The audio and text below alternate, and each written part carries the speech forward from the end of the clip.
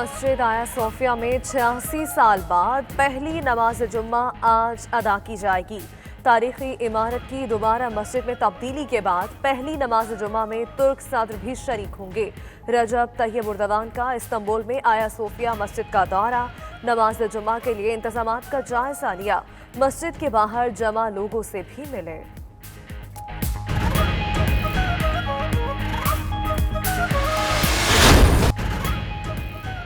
कराची में बदतरीन load shedding की जिम्मेदार के इलेक्ट्रिक करार। कराची में गैर एलानिया लोड शेडिंग पर के इलेक्ट्रिक को शोकाज नोटिस जारी। नेपरा ने के इलेक्ट्रिक का लाइसेंस मुअत्तल करने का भी इंदिया दे दिया। कहा कि इलेक्ट्रिक सार्फिन को बिला ताअत्तुल बिजली फराम करने में नाकाम रही, क्यों ना बंद ही कर दें। वो अपने पावर प्लांट्स पूरी सलाहियत से इस्तेमाल नहीं कर रही।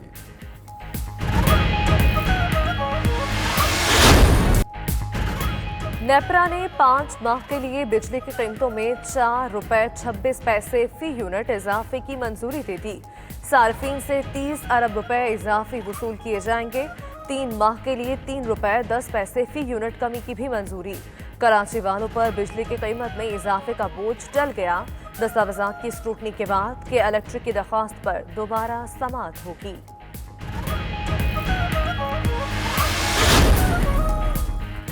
गरीब के मुंह से रोटी का नवाला छीनने का मंसूबा। चक्की मालकान ने आटे की कीमत में मजीद ₹2 फी किलो इजाफा कर दिया। चक्की आटे की नई कीमत ₹70 फी किलो मुकर्रर। एक हफ्ते में आटा ₹5 महंगा किया गया। फाइन मैदे की बोरी की कीमत में भी ₹2000 इजाफा। फी किलो कीमत ₹78 पर पहुंच गई।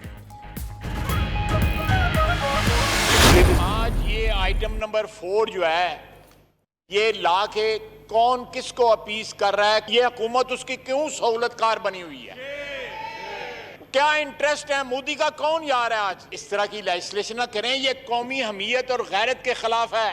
ये लेजिस्लेशन जो है this is intolerable, this is not acceptable. कि कल तक कुलभूषण की वजह से नून लीग पर मोदी के इशार के इल्जामात लगते थे, अब क्यों उसे सहूलत देने की कोशिश हो रही है। शीरी मजारी ने कहा कि गड़बड़ नून लीग ने शुरू की, कुलभूषण केस में गलत फैसले किए, उनकी कोताहियों के बायस आलमी अदालत के फैसलों में फंस गए। क्यों आप गए थे आईसीजे में उस वक्त, क्यों आपने एक्सेप्ट की थी ज्यूरिसडिक्शन। हम फंस गए एक आईसीजे की डिसीजन में, क्योंकि इनकी कोताहियों की वजह से, जो इनको केस लड़ना ही नहीं चाहिए था उधर। सीधी बात ये है। तो अब ये खड़े होके एक्यूजेशंस करें, अपनी गलती तो तस्लीम करें। वज़ीर आज़म का फरूख नसीम को एक बार फिर काबीना में वापस लाने का फैसला। फरूख नसीम को तीसरी मर्तबा वज़ीर कानून बनाया जाएगा। आज हल्फ उठाने का इम्कान। फरूख नसीम ने जस्टिस फाइज ईसा केस में हुकूमत की वकालत के लिए वजारत से इस्तीफा दिया था। इससे पहले आर्मी चीफ की तौसीक के केस में वकालत के लिए भी कुछ अरसा वजारत से अलग हुए थे। कौमी क्रिकेट टीम का mission England. Fast bowler Mohammad Aamir और मसाजर मोहम्मद इमरान बरास्ता दुबई लंदन रवाना। दोनों का दूसरा कोरोना टेस्ट गुज़श्ता रोज मनफी आया था। मोहम्मद आमिर और मसाजर इमरान डर्बीशायर पहुंचकर करंतना में रहेंगे। उधर टेस्ट सीरीज की तैयारी के लिए इंट्रा स्क्वाड 4 रोजा मैच आज से शुरू होगा।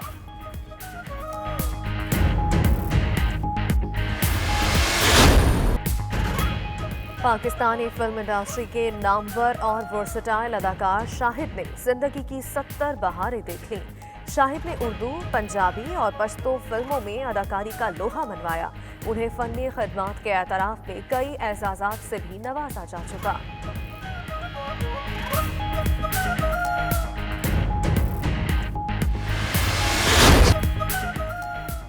और टेलर स्विफ्ट ने लॉकडाउन के दौरान रिकॉर्ड किए गए एल्बम की रिलीज का ऐलान करके मदाहों को सरप्राइज दे दिया।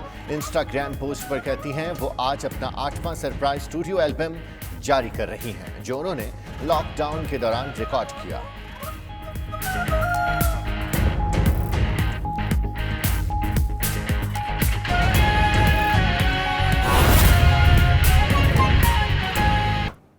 और वज़ीर-ए-आज़म का एक बार फिर फरोग नसीम को काबीना में वापस लाने का फैसला। ज़राए के मुताबिक फरोग नसीम को तीसरी मरतबा वज़ीर कानून बनाया जाएगा। आज उनके बतौर वज़ीर कानून हल्फ उठाए जाने का इम्कान है। उन्होंने जस्टिस फाइज ईसा केस में हुकूमत की वकालत के लिए इस्तीफा दिया था। फरोग नसीम इससे कबल आर्मी चीफ की वकालत के लिए भी मुस्ताफी होकर दोबारा काबीना में आए थे।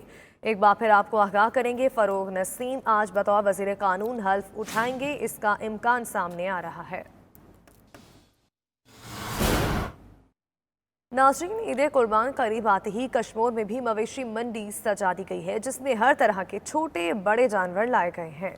वसी रकबे पर सजी ये मवेशी मंडी जिले की सबसे बड़ी मंडी है, जहां लोगों का जम्मे गफीर है। इसी पर देखते हैं अपने नुमाइंदे सुभान खोसू की ये रिपोर्ट। जिलहज का चांद नजर आने के बाद कश्मीर में मवेशी मंडी लगा दी गई। बकरे, गाय, बैल समेत छोटे बड़े सैकड़ों जानवर बड़ी तादाद में मौजूद हैं। ईद कुर्बान में चंद दिन रह जाने के बायस शहरियों की बड़ी तादाद उमड़ आई है। मंडी में पंजाब और बलोचिस्तान से भी जानवर लाए गए हैं। बच्चे भी पुरजोश होकर बकरों के गिर्द घेरा डाले नजर आते हैं। कोई दुम्बे की तलाश में है तो किसी को बैल पसंद नजर आ रहा है। इंतजामिया की जानिब से सिर्फ सिक्योरिटी इंतजामात किए गए हैं। सिंध हुकूमत के SOPs पर अमल दरामद नहीं करवाया जा रहा। कैमरा टीम के साथ सुभान खोसो, 92 न्यूज, कश्मीर।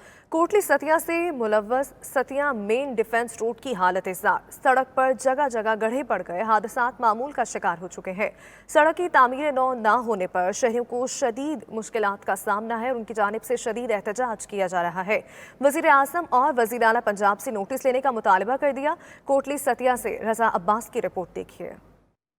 कोटली सतिया से मलोट सतिया मेन डिफेंस रोड खस्ता हाली का शिकार, शहरी ज़हनी अजियत में मुब्तला। मिनटों का सफर घंटों में तय होने लगा। कोटली सतिया से मलोट सतिया मेन डिफेंस रोड में गहरे खड्डे पड़ जाने के बायस हादसात रोज का मामूल बन गए। अक्सर मरीज अस्पताल पहुंचने से पहले ही दम तोड़ जाते हैं। चंद किलोमीटर सड़क में नाकिस मटीरियल का इस्तेमाल किया गया, जो अब टूट फूट का शिकार है। सड़क में गहरे खड्डों की वजह से लोकल ट्रांसपोर्टरों के साथ साथ कश्मीर के ट्रांसपोर्टर भी ज़हनी अजियत में मुब्तला हैं। शहरी सड़क की हालत इज़्ज़ार पर सरापा एहतजाज हैं। उनका कहना था कि MNA सदाकत अली अब्बासी और MPA मेजर रिटायर्ड लतासब सत्ती ने इलेक्शन में वादे तो किए, लेकिन 2 साल गुजर जाने के बावजूद सड़क की तामीर मुकम्मल नहीं हो सकी। शहरियों ने वज़ीर-ए-आज़म इमरान खान और वज़ीर आला उस्मान बुज़दार से अपील की है कि कोटली सतिया से मलोट सतिया रोड को फिलफौर तामीर कराया जाए, ताकि आवाम की जानो माल को तहफ़्फ़ुज़ मिल सके। रजा अब्बास, 92 न्यूज, कोटली सतिया। पंजाब में तरक्याती अमल जारी रखने के लिए 1 खरब 26 अरब रुपए के फंड्स जारी कर दिए गए हैं। तरक्याती कामों के लिए फंड्स के इजरा में 3 दर्जाती तरजीहात भी सामने आ गई हैं। रवा माली साल की पहली सहमाई के लिए अव्वलीन तरजीह जारी मंसूबों की तकमील है। नई तरक्याती स्कीमों के आगाज को दूसरे नंबर पर रखा गया है। मजीद जानते हैं अपने नुमाइंदे काजी नदीम इकबाल से। नदीम इकबाल, बताइएगा जो जारी स्कीमें हैं उनके लिए कितने फंड्स मुख्तस किए गए हैं? जी बिल्कुल, रवा माली साल के तरक्याती बजट का मजमूई हजम 3 खरब 37 अरब रुपये है, जिसमें से पहली छमाही के लिए 1 खरब 26 अरब रुपये जारी कर दिए गए हैं, जिसमें से 97 अरब रुपये पहले से जारी तरक्याती कामों मीन्स ऑनगोइंग स्कीमों के लिए जारी हुए हैं। तो 14 अरब रुपये नई तरक्याती स्कीमों को शुरू करने की मद में जारी किए गए हैं। यही नहीं, 15 अरब रुपये दीगर तरक्याती मंसूबों की मद में जारी हुए हैं। ज़राए का कहना है कि आगे बढ़ो पंजाब के स्लोगन के तहत हुकूमत पंजाब रवां बरस कोविड समेत तमाम तर मुश्किलात और चैलेंजेस से बालातर होकर ज़्यादातर तरक्याती मंसूबे मुकम्मल करने का इरादा रखती है। यही वजह है कि पहली छमाही के लिए जो फंड जारी हुए हैं, उनके हवाले से सूबाई इदारों, ज़ेली इदारों, खुद मुख्तार इदारों के सरबराह से सिफारिशात हासिल की गई, जिसके बाद फंड जारी किए गए। जी काजी नदीम इकबाल बहुत शुक्रिया अपडेट करने के लिए। आगे बढ़ते हुए आपको बताएंगे पंजाब असेंबली की स्टैंडिंग कमेटियों को आज खुद नोटिस का इख्तियार देने का फैसला सामने आया। स्टैंडिंग कमेटियां आज खुद नोटिस का इख्तियार मिलने के बाद किसी भी आला अफसर को तलब कर सकेंगी। स्टैंडिंग कमेटियों को बाइख्तियार बनाने के लिए पंजाब असेंबली के कवायद में तब्दीलियाँ की जाएंगी, जिसके लिए वज़ीर कानून राजा बशारत की सरबराही में कमेटी कायम कर दी गई है। मजीद जानते हैं अपने नुमाइंदे गौहर अली से। गौहर अली, बताइएगा स्टैंडिंग कमेटियों के इख्तियारात में क्या तब्दीलियाँ की गई हैं? पार्लिमानी निज़ाम का सारा इन्हिसार स्टैंडिंग कमेटियों पर होता है। लेकिन अफसोसनाक अमर यह है कि पंजाब असम्बली की स्टैंडिंग कमेटियों के पास इख्तियारात कम होने की वजह से इनकी कारकर्दगी काबिल ज़िक्र नहीं रही है। ये स्टैंडिंग कमेटियाँ पंजाब असम्बली के ऐवान से भेजे गए बिजनेस पर ही इजलास बुला सकती हैं, लेकिन अब इन कमेटियों के इख्तियारात में इजाफा किया जा रहा है, इन्हें आज खुद नोटिस देने का इख्तियार दिया जा रहा है, जिसके लिए पंजाब असम्बली की स्पेशल कमेटी नंबर 12 कायम की गई है। वज़ीर कानून पंजाब इस स्पेशल कमेटी नंबर 12 के चेयरमैन होंगे। इस स्पेशल कमेटी नंबर 12 3 माह में अपनी रिपोर्ट पंजाब असम्बली के ऐवान में पेश करेगी। ज़राए का कहना है कि स्टैंडिंग कमेटियों के पास जब आज खुद नोटिस का इख्तियार आएगा तो किसी भी अफसर को तलब कर सकेंगी और किसी भी मामले का नोटिस ले सकेंगी। अरकान स्टैंडिंग कमेटी और चेयरमैन जो हैं इस नए इख्तियार पर जो है वो खुशी का इज़हार कर रहे हैं और उनका कहना है कि इससे न सिर्फ स्टैंडिंग कमेटियों की कारकर्दगी बेहतर होगी बल्कि पंजाब असम्बली की मजमूई तौर पर कारकर्दगी भी बेहतर होगी।